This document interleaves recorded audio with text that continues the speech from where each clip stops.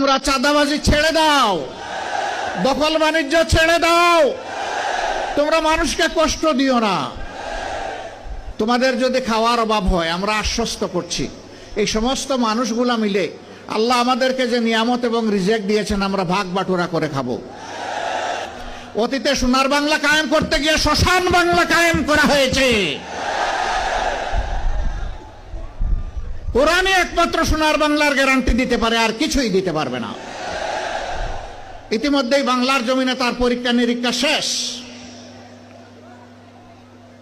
এখন হবে ইনশাআল্লাহ কোরআনের বাংলাদেশ।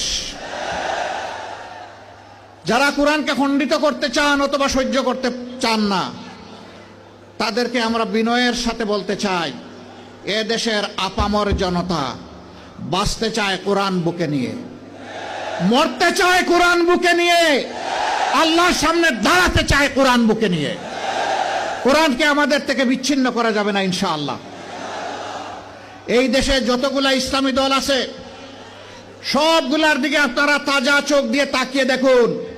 আমি বেশি দূরে যাব না, 5 আগস্ট থেকে শুরু করে আজকে এই 22 ফেব্রুয়ারি পর্যন্ত এই সামান্য পরিক্রমায় কোথাও আপনি দেখবেন না ইসলামী দলের কোনো লোক এখন জাতির উপরে জুলুম করছে, চাঁদাবাজি করছে, দখলদারির সাথে জড়িয়ে গেছে।